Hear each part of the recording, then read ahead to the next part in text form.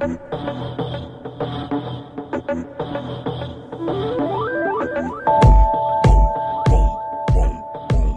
what's going on? Welcome to the Tony Scott Internet Show, the podcast that I do weekdays. I take about a half hour to talk about stuff that grab my attention and talk about life and, things like that. I am excited on many levels. It's been a great week. Usually the weeks fly by, but this week has been slow, and I'll tell you why. I got hired to work here in St. Louis on Old School and Today's R&B 95.5, very popular station here in St. Louis, and I'll be on Saturdays from 2 to 7 and Sundays from 3 to 7. I couldn't be more excited about that because they play the music I grew up on. They play the music that probably 90% of my CD collection is old school R&B. I mean, I just love old school, the 70s especially. But I'm excited about it starting. And normally, if I didn't have this new job starting this Saturday, it would probably already be Monday of next week. But because I'm starting this weekend, it's only Thursday, which is only just a couple of days away. And with that comes some publicity. Kevin Johnson, who is with the St. Louis Post-Dispatch, the daily paper here in St. Louis, did an interview with me. We talked about things about my past with the other radio station, and he's billing it as an exclusive, which I'm honored. I'm honored that he feels it's an exclusive. It's been humbling. I was actually on the radio on Old School and Today's R&B 95.5 with DJ Cut a couple nights ago, and people were calling and being so nice to me and calling me a legend and all that stuff. And I always laugh when I hear that, because when people call me a legend, I always laugh, and I never really said why I laugh. And I'll tell you why I laugh, because when I call my mother and talk to her, she'll answer the phone. I say, "Ma," and she'll go, "Ugly boy." My mother has called me ugly boy since the 7th grade. It's a term of endearment between us. I think I'm probably the only one. Anybody else, it may destroy their self-esteem, but I never thought much about my looks anyway, so it doesn't bother me. But it's just her and me, our way of beginning our conversation. So when people say you're a radio legend in St. Louis and you're an icon and all that, I always remember that I'm also ugly boy. It helps keep me humble. So today is as excited as I am today. I also remember today was 4 years ago today. My father passed away. And my father was the blueprint for the man that I am today. He's the blueprint. He set the bar high. Family was important to him. He had a horrible childhood, my father did. And my father always said his life did not begin until he married my mother. He loved her. She loved him. They didn't like being away from each other. I don't like being away from my wife. I don't like being away from my kids. AJ's 30 years old. She's got her own family now with her boys and stuff. My oldest daughter down in Texas. But, if we could live in the same city, that would be awesome. But, Dad passed away 4 years ago today. And I had such a incredible childhood because of my father, right? My father taught me how to throw a baseball, throw a football. I got my love of baseball from my father. My father taught me how to be a man. He may have made mistakes. He did make mistakes along the way. His way of being a man was you don't cry. I don't agree with that, but I understand what he was saying. He was trying to prepare me for life. I have not cried as much as I have. I didn't cry. When my father died, I did not cry. I've never cried because my father passed away. Because on so many levels, I knew my father, his mother, my grandmother, my paternal grandmother, Maria, she died in 1938 when my father was, I think, 13 years old. I did not see a picture of my grandmother until about a month after my father died. I had never, my father didn't even remember what she looked like. It had been so long. He didn't have a picture of her, and he always told me that his mother's name was Mary. And so when my youngest daughter, Maria, was born, I named her Maria as a tribute to my grandmother, Mary, not knowing that her actual name was actually Maria.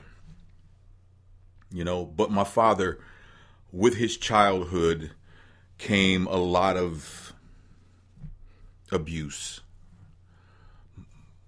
emotional abuse, abandonment from his father. My father went as far as the third grade, and then he had to drop out. He had to go to work. There were him and 7 siblings, and they had to go to work because their father, my dad's father, who we never called my dad's father Grandpa, Grandfather, Paw, Big Daddy. We called him Dad's father. We were never told to do that.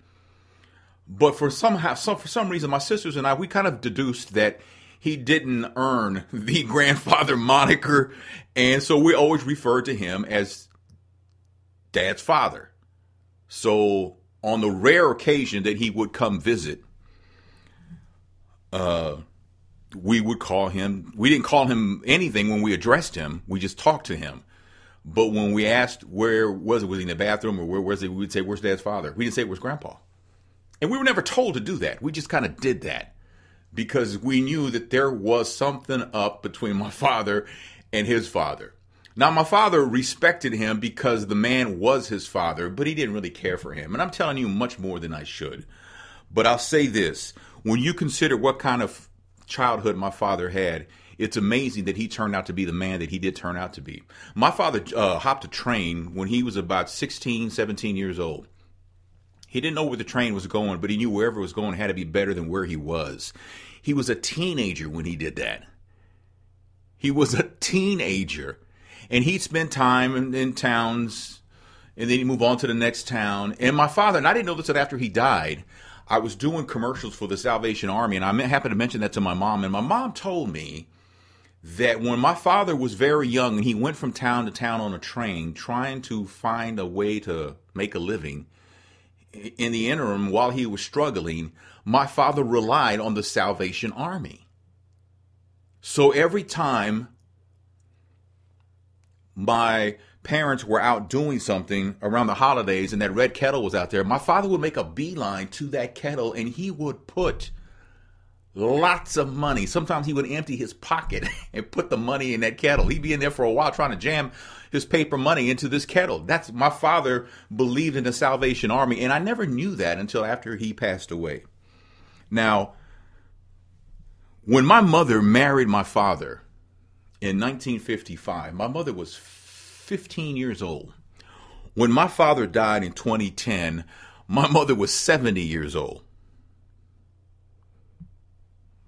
This is the example that was set for me. I saw love a man love a woman and a woman love a man. I witnessed this growing up. I saw my mother kiss my father when he went off to work, and I saw my father kiss my mother when he came home from work. I witnessed this.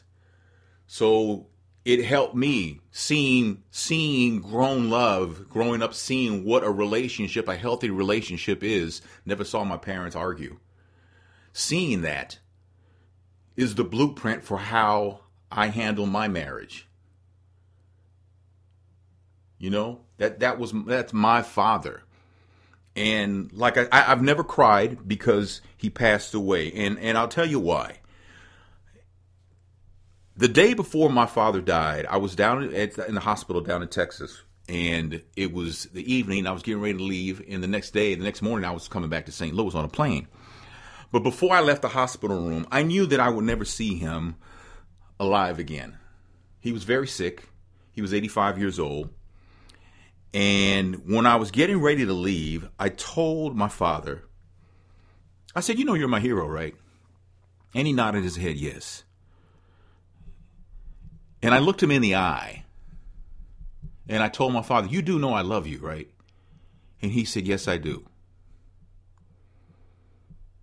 And I said, okay, man, I'll see you later. And he said, okay. I'm on a plane the next morning. And while I'm on the air, he died. So when I landed, my father-in-law had been sick So when my wife picked me up, she was in tears. My two youngest daughters were in the truck. They were in tears. And all I heard when my wife came up to me, she just grabbed me and hugged me. And all I heard was, "Father passed away." Now, I don't know if she meant her father or my father. So I wasn't clear. And so I said, "Who?" She said, "Your father." I said, "Oh, okay. Got you. All right." And I was cool. I was fine. And I think a lot of because the last thing I told my father was I loved him. I get great peace from that. I get incredible peace from that. Right? And I don't know how else to put it than to say this. In my mind, I think my father knew that that was going to be it for him and I. And he wanted me to be strong for my mother and for my sisters. So he didn't die until I had left town. Then he died.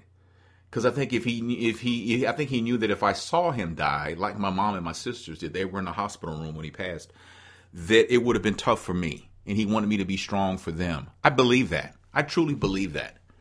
That was the deal with my dad. I miss my dad, and I talked to him in these last 6 months that have been the most challenging of my life. I talk to him all the time, and I ask him, "What do I do?" And I can hear his voice tell me, "Keep working. Keep working, man. You know, keep your head down and keep grinding." And so that's what I've done. And it actually landed me a job, and I'm excited about that. But to my dad, I say to him today, "Man, I love you. I miss you.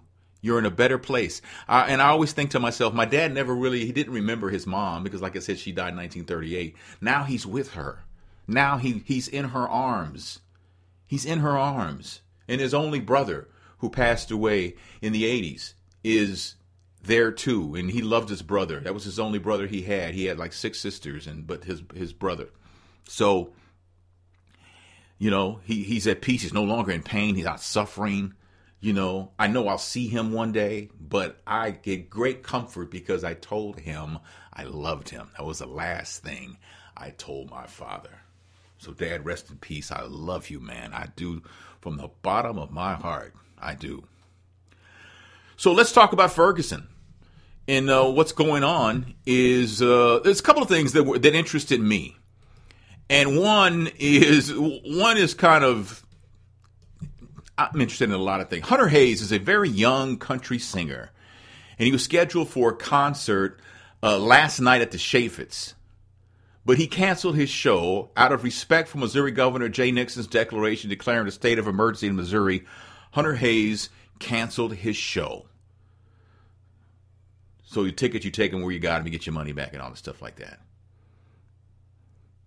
Now, Hunter Hayes sings country music.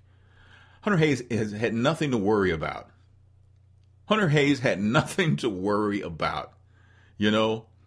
And the devil in me wants to say that he canceled because they didn't sell a lot of tickets. But I think I know better because Hunter Hayes in the country world is very, very popular. Very, very popular. So I wouldn't insult the man by insinuating that tickets were not being moved. That's why he canceled the show. On the other hand, you know, dude, what nothing going to happen to you last night, man? Well, nothing was going to happen. Well, how do you know that?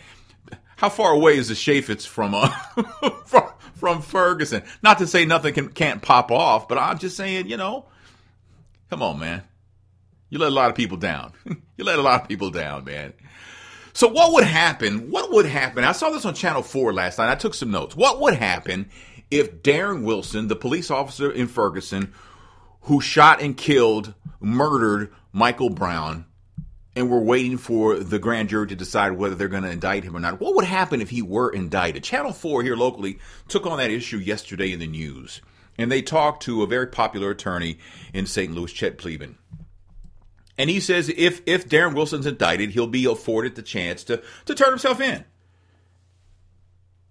Someone from the prosecutor's office or the police department will contact his lawyers and make arrangements for Darren Wilson to surrender himself. They won't go and get him.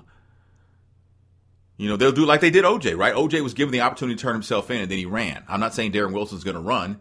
I'm just saying that, you know, he's given that same opportunity. After he is arrested, after he turns himself in, he'll go through regular booking procedure. Will they take his picture? They'll do his fingerprints and all that, his little 10 card. They'll do that. If he can't make bond, he'll stay in jail until there's a bond reduction hearing. And at that hearing is when the Brown family will have their first opportunity to face Darren Wilson in court.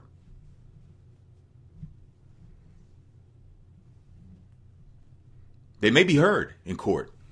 The judge is going to take into account what the prosecutor, the victim's family, and what Darren Wilson will say before making a decision on whether to reduce bond. Then they'll do the arraignment, at which point Darren Wilson would have to enter a plea.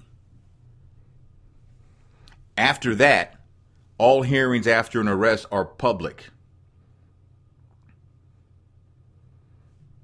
Open courtroom. Open to the public. Now, Chet Pleban says that if he were Darren Wilson's attorney, he would ask for a change of venue. I never thought about that. I never thought that if Darren Wilson were indicted, that his lawyer would ask for a change of venue. That's very interesting.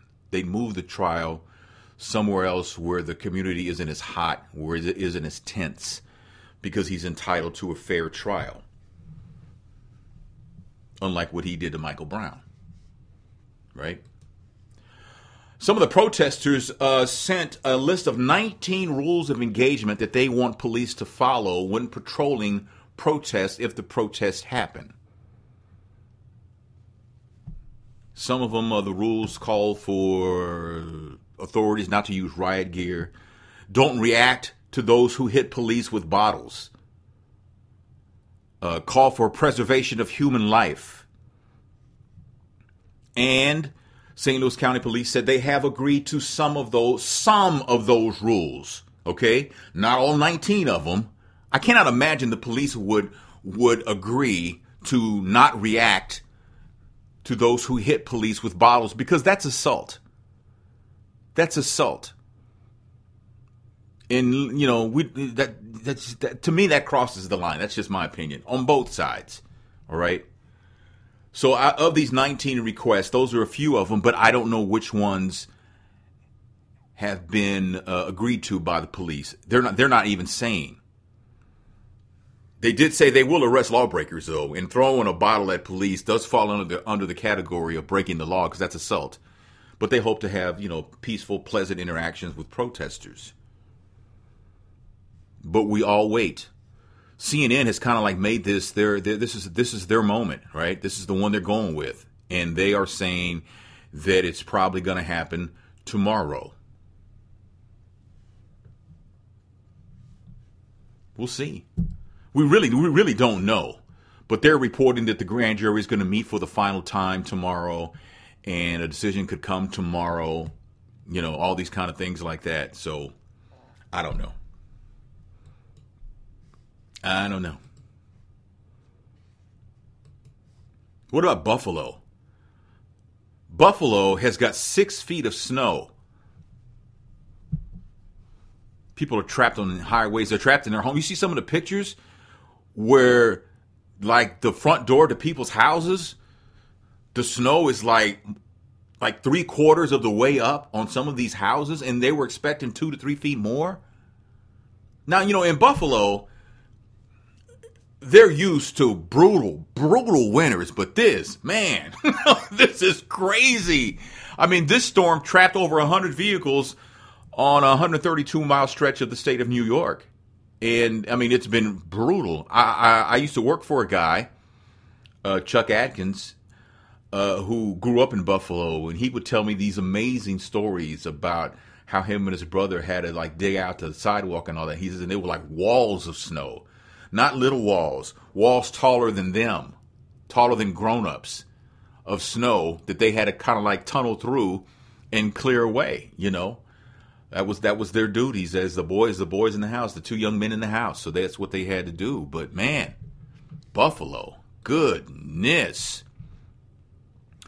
Folks are talking about Don Lemon in regards to the Bill Cosby rape allegations. Bill Cosby, I think it's up to 15 women who have said that Bill Cosby raped them.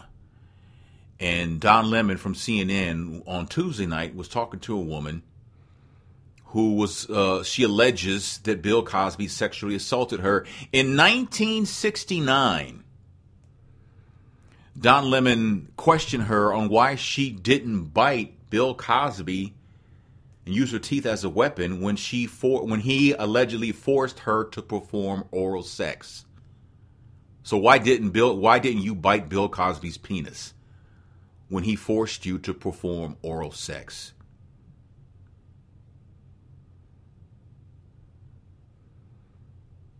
Man.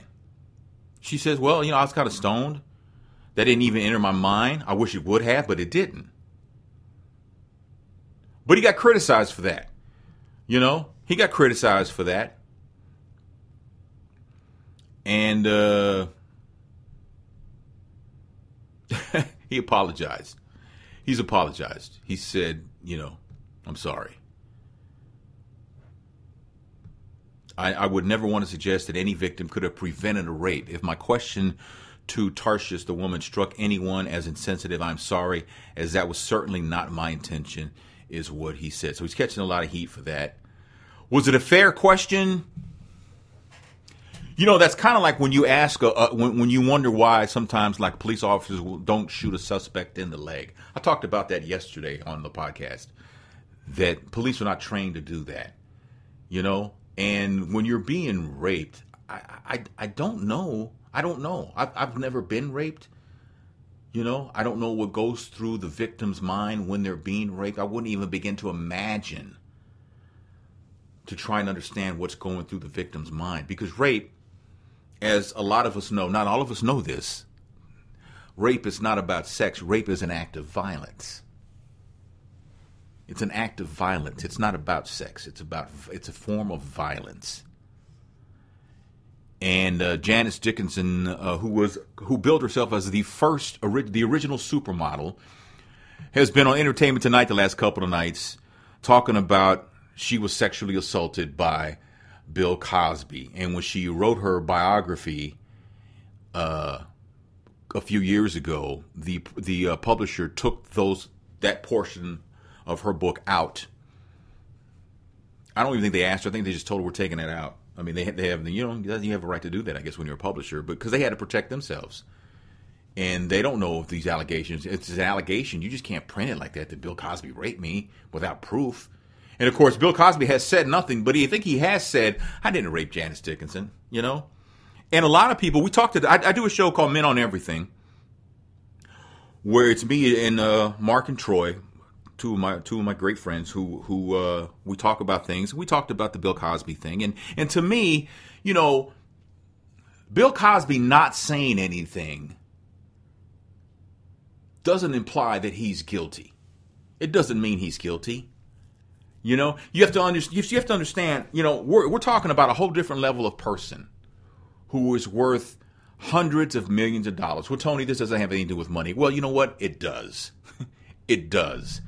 And Bill Cosby has to be very careful what he says and how he says it, because those words can be used against him in a court of law, where if he does have to go to court behind these interviews that he's done, if he addressed these to Barbara Walters or Matt Lauer or whoever, the guy on NPR,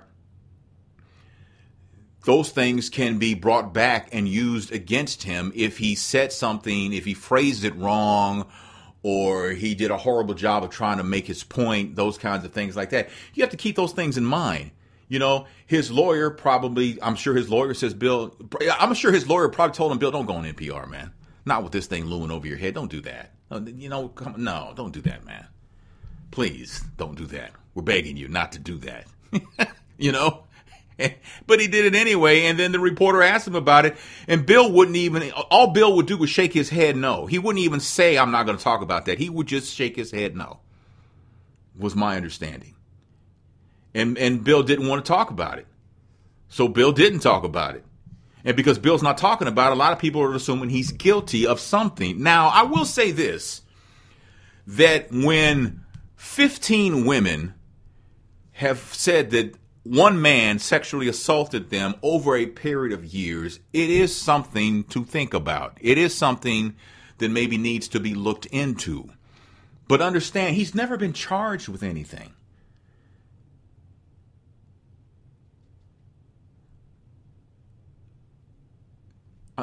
I mean, so it's easy for us who are outside that circle to assume, well, it's 15 women, man. He must have done at least one of them. He must have raped one of them. 15 women just don't say, you know, when you're talking about someone accusing me of something like that, God forbid, you might think that way. But when it's someone who has the stature, who has the financial portfolio of a Bill Cosby, how many of those 15 are thirsty? I don't know. I don't know. And I feel horrible accusing them of lying about this, but we know it happens. It happens. I'm not saying any of those 15 women are lying. I don't know. What I do know is that we always say that you're innocent in this country till proven guilty. That's a promise by law. Now, some of us know that doesn't apply to all of us. Some of us people of color know that don't apply to most of us. But yet some of us people of color are condemning Bill Cosby when he should be afforded the right to be presumed innocent until proven guilty.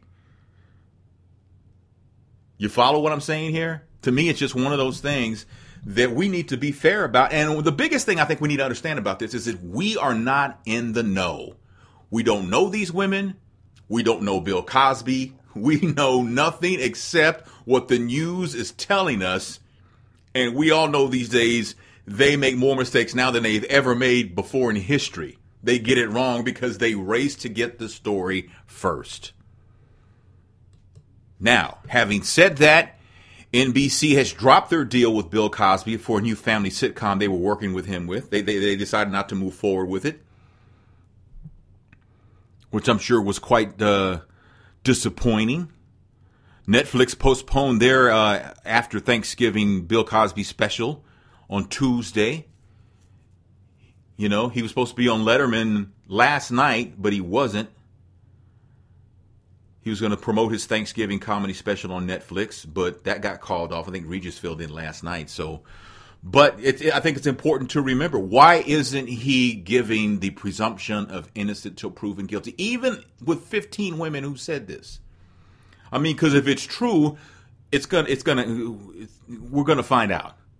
But until we do, why are we already condemning him? It's really easy to do that, is it not? I don't know, man. In Bullitt County, Kentucky, when a TV station there, WDRB, raised questions about mismanagement with the local fire department, information came out. A video of Southeast Bullitt Fire Chief Julius Hatfield, body camera, responding to a car accident in September. And some of the stuff from the body camera, let me quote you. Quote, "Well, I've got a family of 4 from Cincinnati I got to do something with." This is according to the Bullitt County deputy said in the video. And the fire chief, Julius Hatfield, says, "Well, we ain't taking no N-words here." And then he laughed.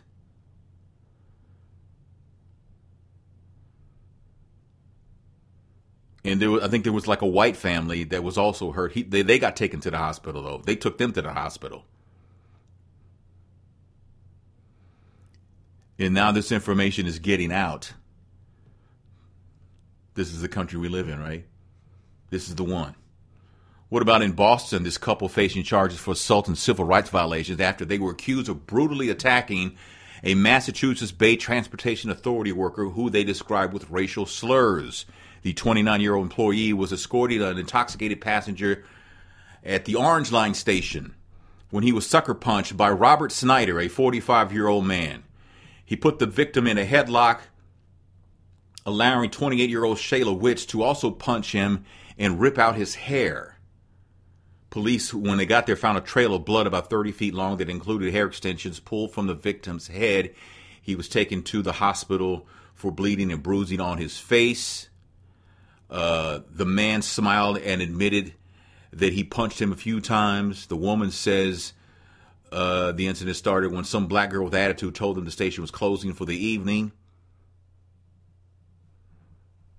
And she says that the guy Snyder struck the employee in retaliation. Both suspects repeatedly referred to the employee, the victim, with racial slurs.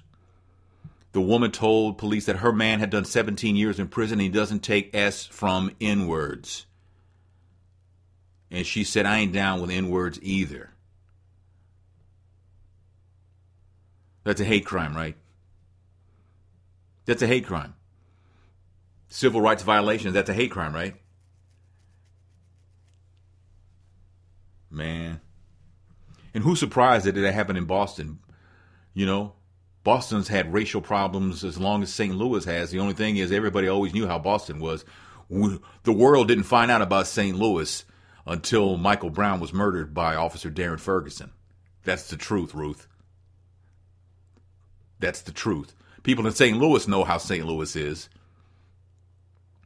People who are not familiar with St. Louis have no idea of the racial problems that have been here forever and a day. And that's just the truth. We're at 31 minutes, so I'll wrap it up right here, man. Thank you so much. Be prepared to join me for my event. I'm planning on several events, but my first one is going to be December 5th in Ferguson at a great spot called Kathy's Kitchen. They have incredible food. It's free to get in for my event. It's called Tony Scott Live. I'm going to do this show live in front of people. All right, we're going to have that, and we're going to stream it live over the internet so my sisters and maybe my mom can watch. We are also going to record it because we're going to play it back on one of Charter's stations. But it's a night out. I would love for you to come by. If I haven't seen you in a while, I would love for you to come by. I'm back on the radio. I'm doing this. I'm doing that. And I would love to share my happiness, my joy with you. And together we can get together, hold hands, thank God, whatever you want to do. But come by, have some fun with me, won't you? December 5th, Kathy's Kitchen in Ferguson. All right, let me see if I can get you the address for that, because I want to make sure that I get it right. And the address to Kathy's Kitchen is 250 South Florissant is the address to Kathy's Kitchen. So there you go. All right, thank you so much for listening, for sharing and telling people about the podcast, for downloading it and taking it with you while you go for your walk, whether you walk early in the morning at the mall, whether you walk in the park as cold as it's been. I don't know if you've been getting out, whether you're going to the gym, running errands in the car, whenever you're listening, in front of your computer while you're in your bed, on your iPad, things like that. Thank you so much, man. It means the world to me that you care enough to be able to share the podcast, all right? I'll be off tomorrow, so I'll have a great weekend. If you can listen to me on the radio this Saturday and Sunday, Saturday from 2 to 7, Sunday from 3 to 7 on Old School and Today's R&B 95.5. Do so. If you're not in the St. Louis area, you can listen at oldschool955.com or download the Old School 95.5 app for your smartphone. Yeah, there's an app you can listen to. All right. So let me hear from you if you're listening over the weekend via social media or whatever. All right. Thank you again so much. I love you all. And see you soon.